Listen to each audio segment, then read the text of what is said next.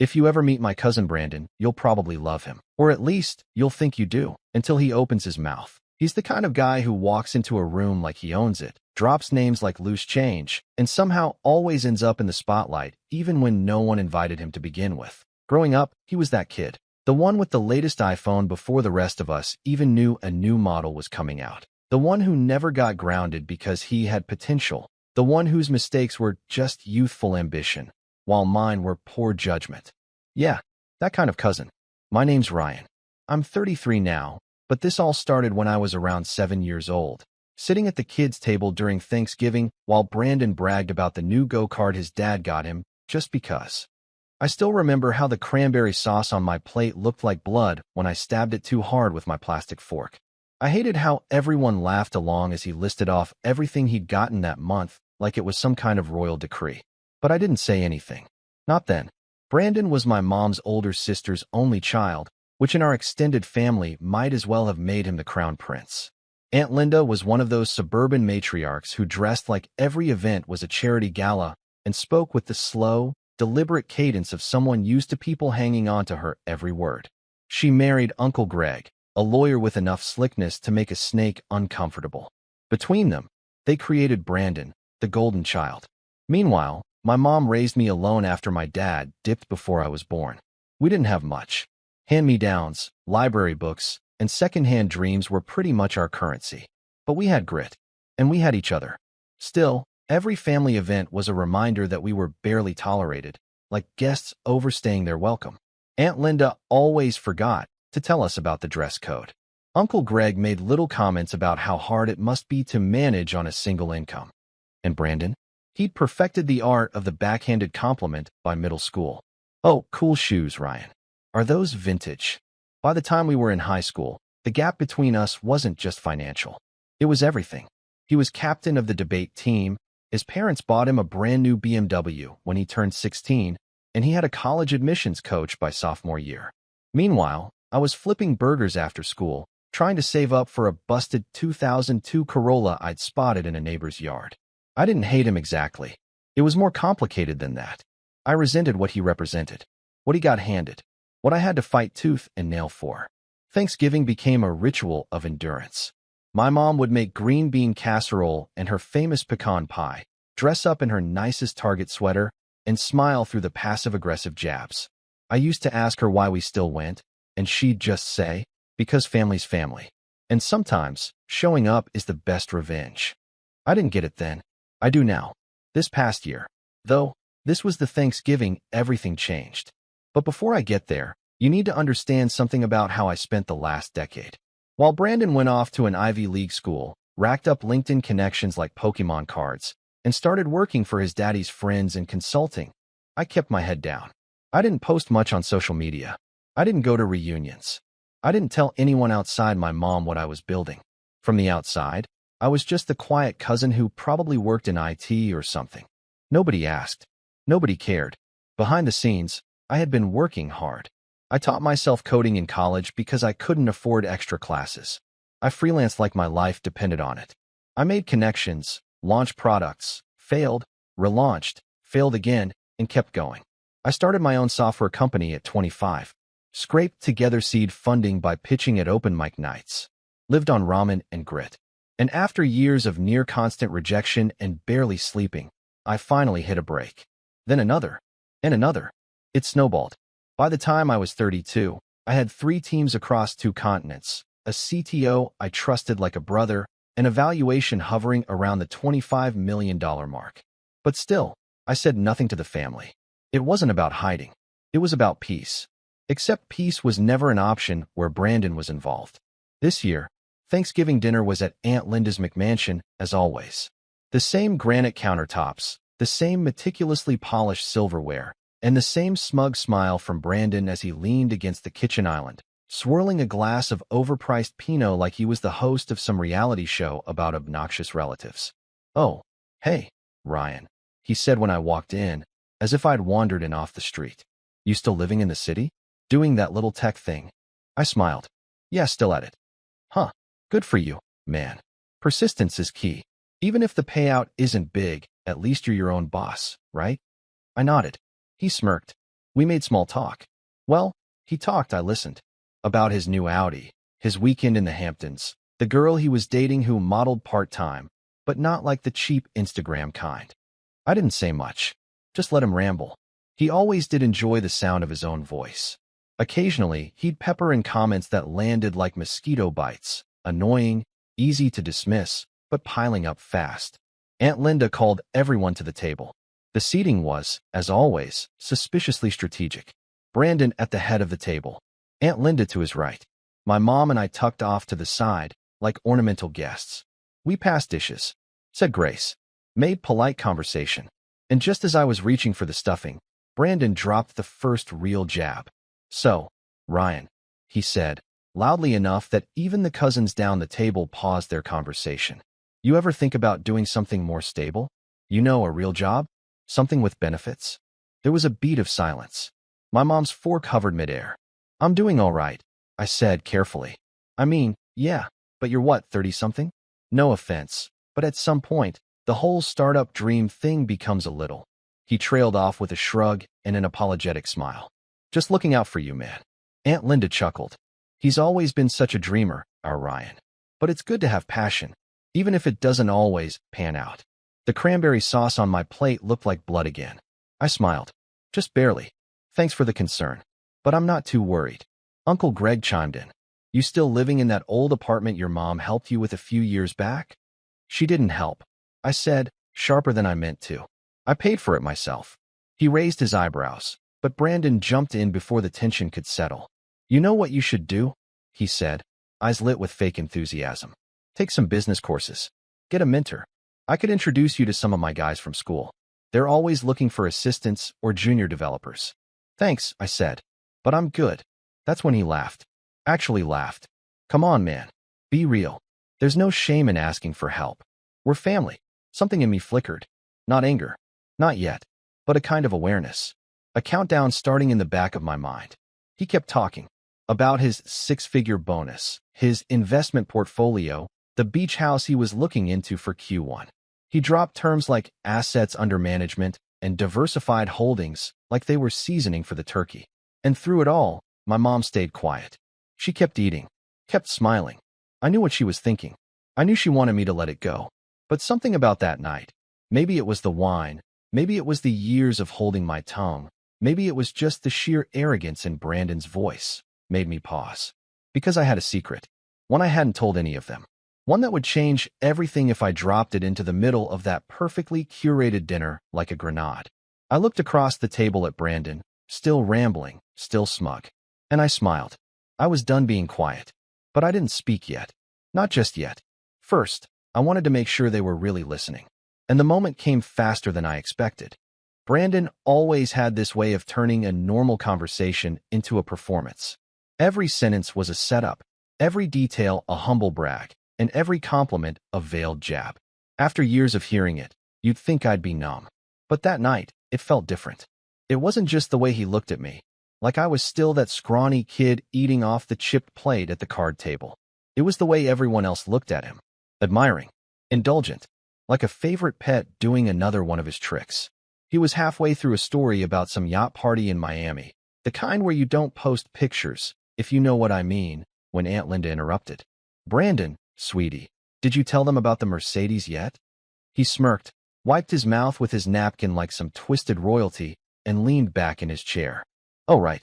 Yeah, got the AMG last month. It's not even out in the States yet. One of my clients pulled a few strings. Someone down the table whistled. My uncle chuckled. That's my boy, he said, raising his glass.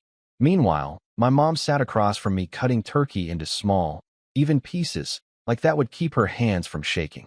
She hated these conversations, especially when they turned into a parade of everything Brandon had that I supposedly didn't. Not that she said anything. She never did. That was her way. Endure with grace. But this wasn't grace. This was something else. This was humiliation wrapped in linen napkins and served with sweet potatoes and smug smiles. So what about you, Ryan? Brandon asked, turning back to me with a theatrical curiosity. Still doing coding stuff? I sipped my water. Still running my company, yeah? Oh, right. He tilted his head. Freelance or product-based. SaaS and API integrations. Scalable platforms. He blinked. Huh. Then he looked around the table like I'd just recited a spell in Latin. Man, you always were the technical one. Aunt Linda gave a polite laugh, as if I'd made a joke. Then the moment I didn't see coming hit like a slap. Actually, she said, turning to my mom with the voice of someone ordering wallpaper samples, Linda Kavanaugh. You remember her, right? Her son works for Amazon now. Full-time. Stock options. You must be so proud, Ryan. My mom looked up, confused. Then she gave a tight-lipped smile. That's nice. But Ryan's doing well on his own. Aunt Linda waved her hand. Oh, of course.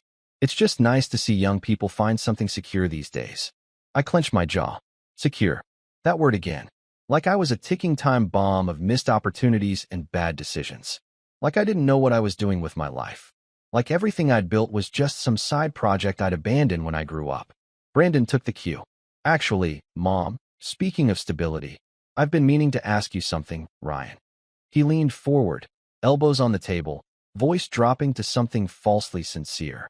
You ever think about selling? I know some investors who are scooping up micro companies like yours. You could make, I don't know, 6 figures? Maybe low 7s if you play your cards right. My mom looked at me, concern flickering across her face. I took a deep breath. We passed $20 million in ARR last quarter. Silence. It was the kind of silence that lands hard and shatters into a dozen confused glances. Even the clink of silverware stopped. Brandon blinked. Sorry, what? I looked him dead in the eye. Annual recurring revenue. Over $20 million. We closed a Series B round 6 months ago. Uncle Greg laughed, short and sharp. You're joking. I shook my head. Nope. We're valued just under $25 million right now. Planning a buyout in the next 18 months. Another beat of silence. Aunt Linda looked like someone had slapped her with a cold turkey leg. Brandon's mouth opened, then closed. My mom stared at me with wide eyes. You never told me that. I shrugged. Didn't think anyone wanted to hear about my little tech thing. Brandon scoffed. Come on, man. That's not how valuations work. You'd need, what? Teams, offices, legal, accounting. We have all of that, I said calmly. Outsourced the first few years, then built internal. 3 offices now. Amsterdam, Austin, and Singapore. 48 full-time employees, 39 contractors. He leaned back, his smirk twitching like it wanted to collapse into something less pretty. So you're saying you're sitting on $25 million? I'm saying the company is. I pay myself modestly. Most of it's in equity. Aunt Linda, bless her icy soul, recovered first. Well, she said, reaching for the wine. Isn't that something? But the vibe had changed. You could feel it. Like someone had flipped the power off and now all the glossy facades were dimming. No one really knew what to say. Except Brandon. He stood up, walked around the table, and clapped me on the back like we were frat brothers. Well, damn, cousin, he said loudly. Guess I underestimated you. I smiled, but it didn't reach my eyes. Guess so. That should have been the end of it. A clean shift. A new dynamic. Maybe even a little respect. But Brandon wasn't built for that. And neither was Aunt Linda. The mood at dinner didn't recover. Dessert was weirdly quiet. Brandon tried to pivot back into familiar territory. You ever meet Elon? You should talk to him. But his voice sounded brittle, like someone trying to keep their footing on a cracked sheet of ice. Aunt Linda, meanwhile, made a point of mentioning that Brandon's new condo had heated marble floors and actual Versace tile in the bathroom, which felt like the verbal equivalent of throwing a glitter bomb and hoping we'd all be impressed. We weren't. As people started to leave, my mom and I helped clear dishes. She didn't say much, just gave me a small nod that meant more than words. But then, as I was bringing in the last tray from the dining room, I heard it. I mean, who hides something like that from their family? Aunt Linda's voice, sharp and whispering through gritted teeth. It's deceptive, manipulative. He's just trying to show off, Brandon muttered. Probably made half of it up. I paused behind the wall, out of sight. You know he used to copy my homework in middle school? Brandon added. Swear to God, Mom. This guy's a fraud. My hands tightened around the tray. He's always been like this, Aunt Linda replied. Lurking in the background, waiting to make a scene. Look at tonight. Thanksgiving, of all times. And what does he do? Drops a number like that in front of everyone. Everyone. It's tasteless. Unnecessary. And frankly, I don't believe it. A pause. Should have been Brandon, she whispered. He's the one with real connections. That's when I stepped into the room. They froze, like actors caught out of character. I didn't yell. I didn't accuse. I just looked them both in the eye. I built it from nothing, I said quietly. No trust fund. No connections. No help. And the only reason I never said anything before tonight was because I was trying to protect this. I gestured around the room. This illusion of family. Brandon opened his mouth, but I kept going. I thought maybe if I stayed quiet long enough, you'd stop seeing me as the poor kid in the corner. But now I get it. It was never about me.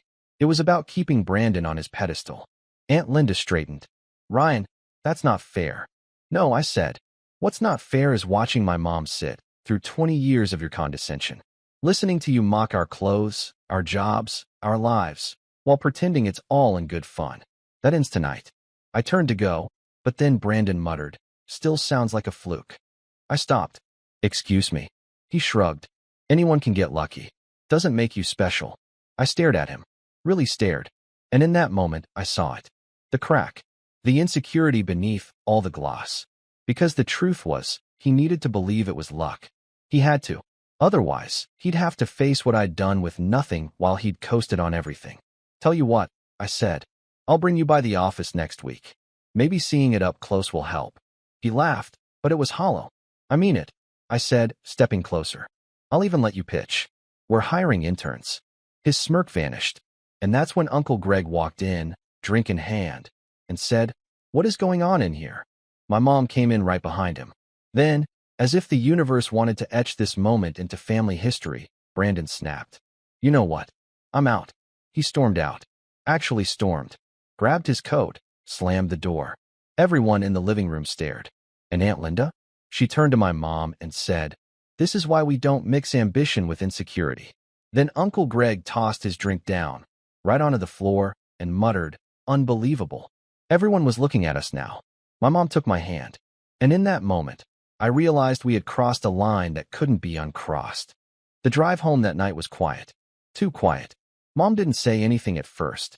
She just stared out the window, hands folded in her lap, her expression unreadable. The only sound was the soft hum of the car and the occasional crunch of leaves under the tires as we turned onto the dark streets leading back to our neighborhood. I wanted to say something. Apologize, maybe. Or explain why I finally said something after all those years of silence.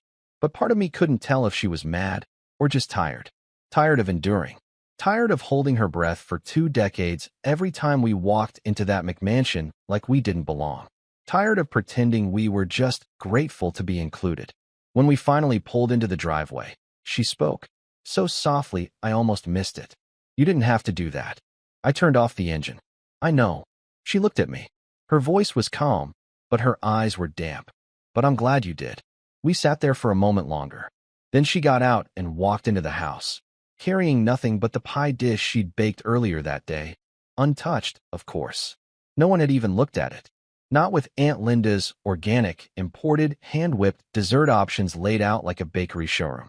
I followed her inside, closed the door, and stood in the darkened hallway for a second, unsure of what to do with the strange mixture of anger and sadness settling in my chest.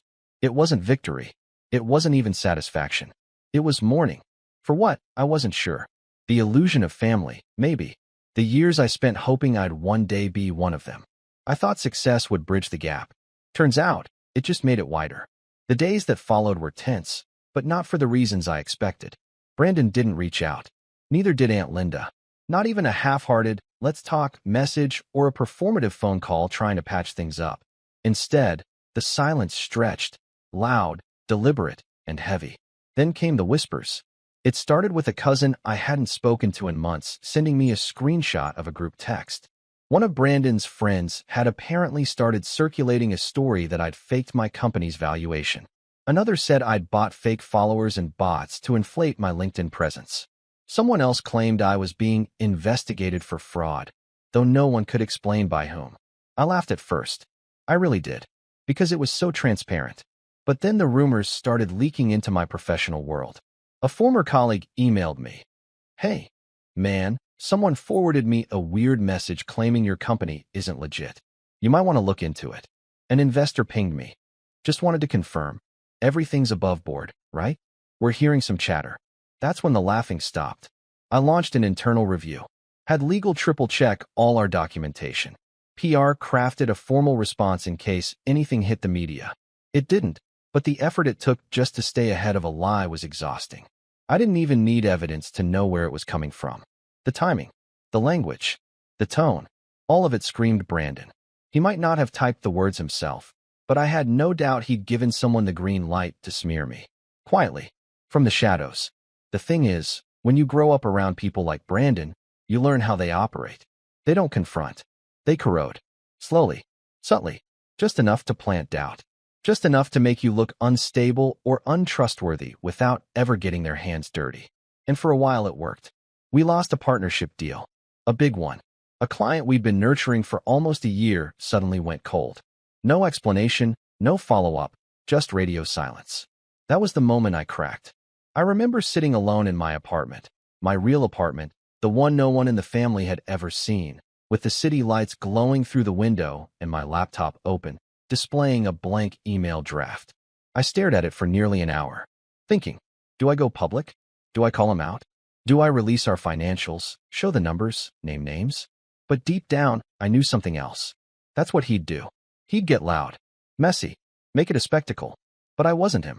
I was something else. So I deleted the draft. And I started over. Not the company. We were solid, even with the noise.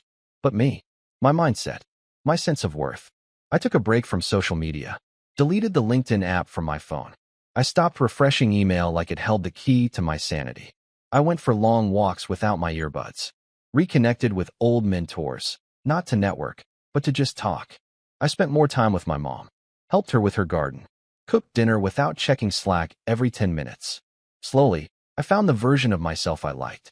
Not the one chasing approval. Not the one quietly competing with a cousin who never played fair. Just me.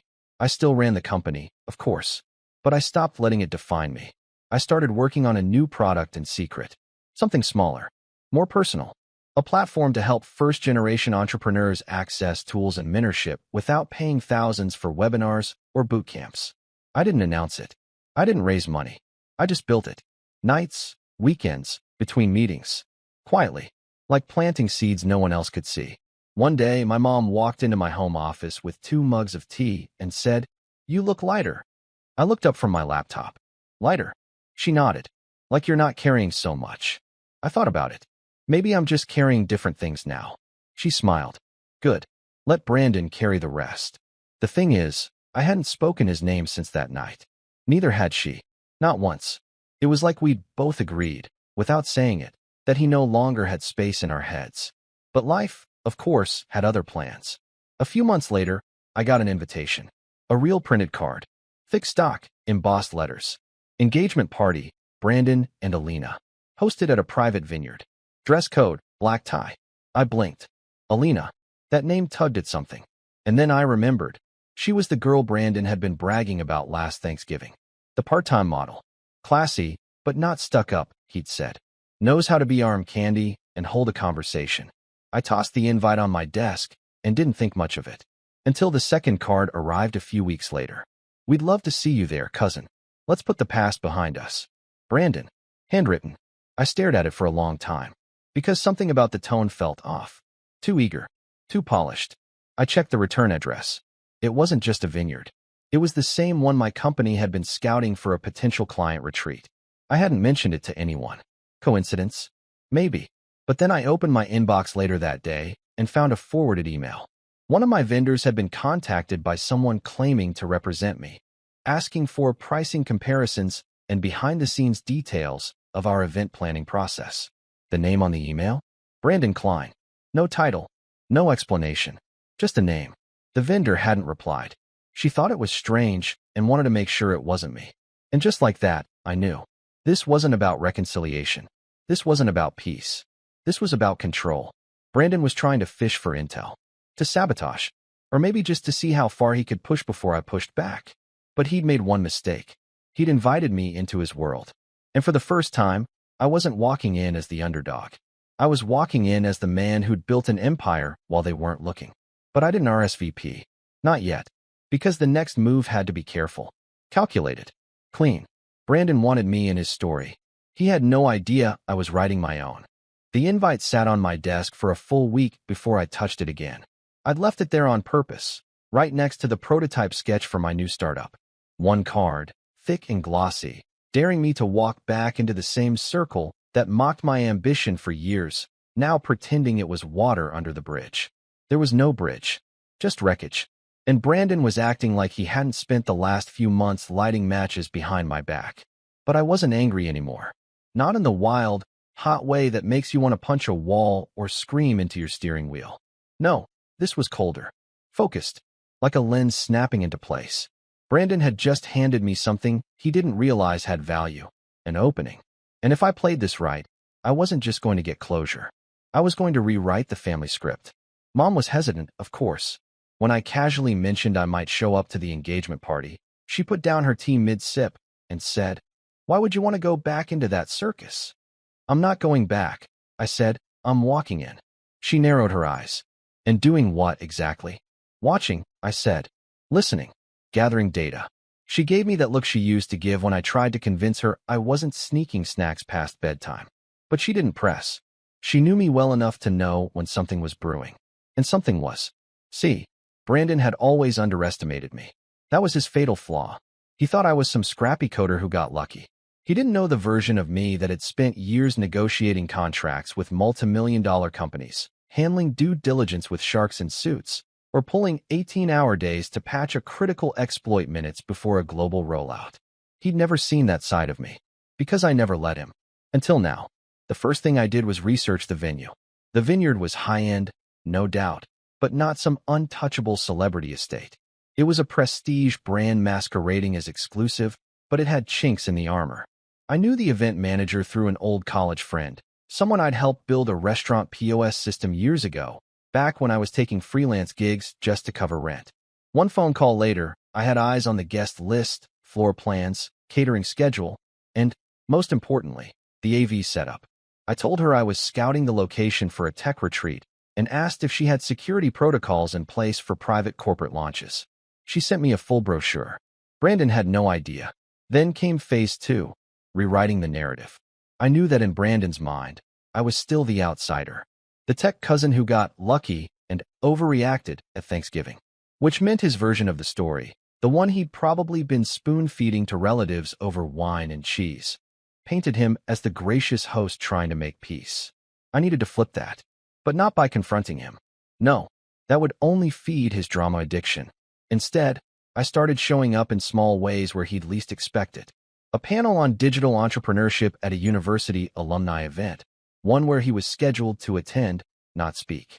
I got myself invited last minute. Gave a keynote. Didn't say a word to him. Just let my name echo through the room while people took selfies and asked for advice.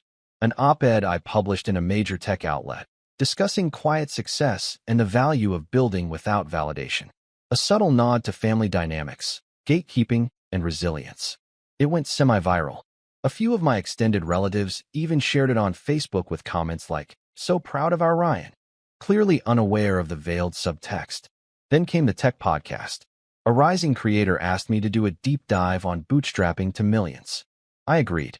I told my story, left out the names, but laced every anecdote with enough detail that anyone who knew the family would recognize who I meant. You ever get invited to a dinner where everyone's eating gold-plated steak and you brought lasagna in a Tupperware? I joked at one point. Yeah, that's when I knew I had to build my own table. The clip blew up. Brandon didn't reach out, but I knew he saw it. He was too vain not to be watching. By the time the party was a week away, the pieces were moving. My legal team had finalized the paperwork on my new startup. The mentorship platform, codenamed North Node, was ready for soft launch. We'd onboard 50 users from underserved communities, with free access to tools that cost hundreds elsewhere. I didn't need to profit off of it. It was built for impact, and it was personal, because deep down, I'd always wanted to create the thing I never had. A path for the kids who weren't born with the Brandon starter pack. But the true masterstroke came when I looped in my old friend Milo. Milo had been my first real business partner back when I was still figuring out how invoices worked.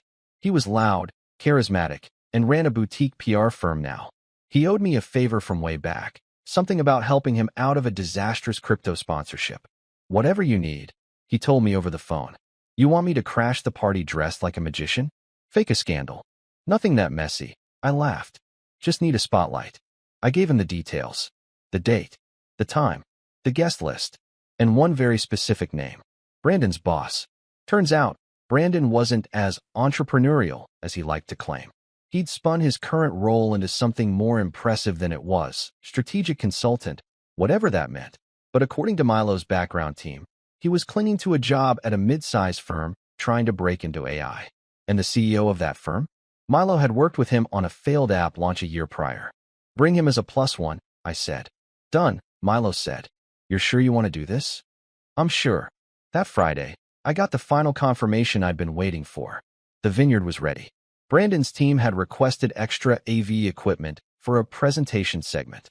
I knew what that meant. A slideshow. Probably pictures of him and Alina looking perfect. Maybe a toast. Maybe a career brag. A chance to impress. And a chance to hijack. But not with chaos. With clarity. I had one more call to make. Hey man, I said, dialing an old contact from my accelerator days. You still have access to those portable mini projectors? The discreet kind. Sure do, he replied. Got an event? Something like that. Saturday arrived like a slow drum roll. I wore a tailored charcoal suit. Clean, minimal, sharp. No flashy watch. No designer label screaming for attention. Just confidence. The kind that doesn't need permission to walk into a room. When I arrived, the venue was buzzing. Champagne flutes clinked under golden chandeliers strung between vineyard trellises. Guests milled around in curated semi-casual elegance, all laughing a bit too loudly and hugging like they'd just closed million-dollar deals. Brandon was at the center of it all. Of course. Tan. Grinning.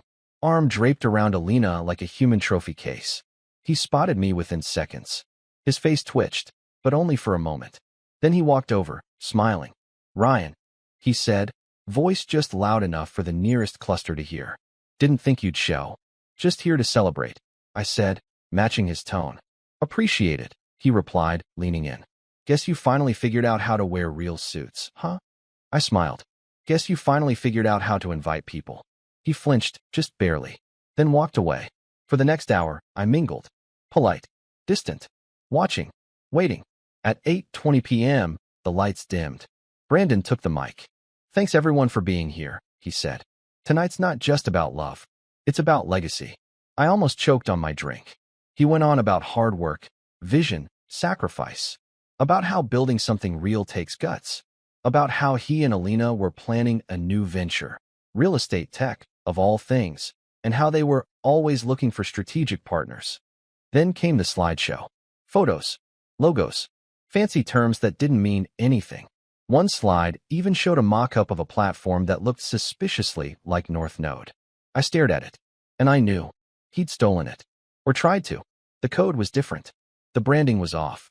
But the flow, the layout, the purpose, it was mine. The vendor I'd caught snooping weeks ago must have leaked enough for Brandon to fake a pitch deck. I should have been furious. But instead, I felt calm. Because this was perfect. He was about to fly too close to the sun, and I was holding the matches. The room went dark again as Brandon transitioned to the final slide, a dramatic mock-up of his new platform. A logo flickered on screen, a clunky, half-baked design that looked like it had been thrown together by someone who thought Canva made you a designer. The tagline underneath read, Empowering Young Visionaries. Unlocking Potential. The future is now. I almost laughed. Not because of the message, but because the layout, the structure, the whole thing, was ripped from an internal North Node pitch deck I'd shared with exactly 3 people in a password-protected folder. So that confirmed it. Brandon wasn't just posturing anymore. He was stealing. And now, he was doing it on a projector screen in front of 100 guests, at a vineyard filled with local influencers, tech investors, and a CEO who already thought Brandon was a fraud. The same CEO who was, at that very moment, standing at the back of the room with Milo, whispering something and shaking his head slowly. Brandon was still speaking. I've always believed in leading with vision, with purpose. And when Alina and I sat down to sketch out this idea, we knew we were onto something big, something that could change the world. I reached into my jacket pocket and clicked the button on the remote I'd synced to the venue's secondary projector, the one my contact had discreetly connected earlier that day behind the main display. The screen behind Brandon suddenly went black. He paused, confused. Then, a new slide popped up. Pure white background. One sentence in bold, black font. This is what real vision looks like. Gasps. Murmurs. A few laughs. Brandon turned around.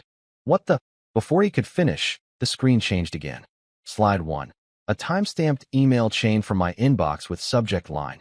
North Node prototype access. Confidential. Slide 2. The original North Node dashboard design, side by side with the one Brandon had just shown. Slide 3. A highlighted paragraph from a non-disclosure agreement with a vendor who'd leaked information, signed by someone named C. Danner, Brandon's college roommate. Slide 4. A list of known IP addresses that had accessed our development portal without permission. One of them matched the Wi-Fi network named BrandonHomeNet_5G. And then, Slide 5. A video clip of me, taken just 2 weeks earlier during an early North Node onboarding session. In the clip, I'm saying, we don't just build tools. We build ladders for kids who've been told they're not allowed to climb. Silence. Real, echoing silence. Brandon was frozen, his mouth slightly open, eyes wide, still holding the mic like it was the only thing keeping him upright. Then Milo stepped forward. Loud, confident, charismatic. Folks, he said, grinning. Sorry for the surprise presentation, but we figured you deserved to see the real future. He gestured to me. This is Ryan Klein, founder and CEO of North Node. His platform's already helping young entrepreneurs across 3 continents. No fake decks. No stolen designs. Just impact. Real, measurable impact. I didn't move. I didn't smile. I just met Brandon's gaze across the room. He tried to speak. Wait, this isn't. But no one was listening. Because now people were whispering, pointing, pulling out their phones. Then came the voice that sealed it all. Brandon's boss. He stepped forward slowly, holding a glass of red wine like he was about to perform a toast. I had my doubts, he said, voice smooth but stern. But this is something else. Brandon turned toward him, pleading.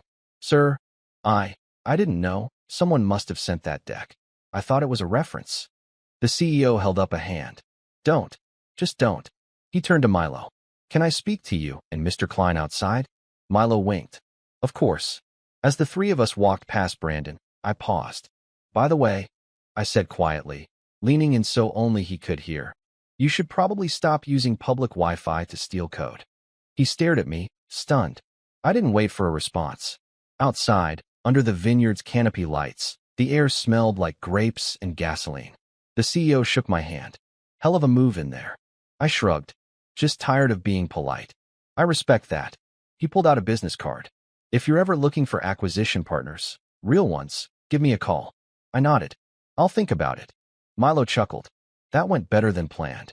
I'm not done, I said, because the real fallout hadn't even started.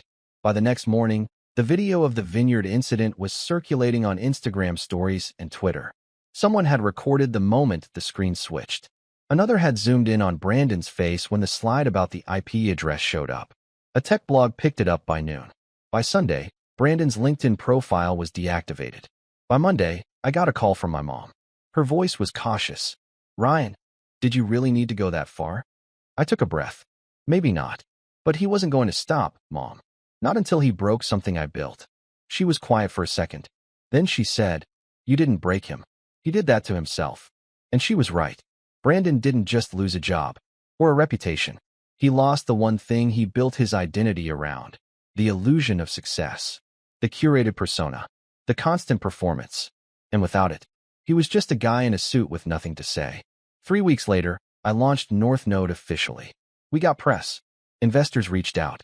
I declined most of them. I wanted to keep it clean. I wanted to keep it mine. Mom came to the launch. Wore her best coat. Cried when she saw the first mentorship circle form around a group of teenagers from low-income schools. This is what you've been doing all these nights, she asked, wiping her eyes. Yeah, I said. This is what I've been building while they weren't watching. I never saw Brandon again after the party. But I heard he tried to apply for a job at a startup accelerator a few towns over. Didn't get it. Apparently, one of the interviewers had been at the vineyard that night. Small world. Funny how that works. You grow up thinking the best revenge is proving them wrong. But it's not. The best revenge is proving yourself right and letting them choke on the silence that follows. Because I didn't just build a business. I built a legacy, one they'll never be able to copy.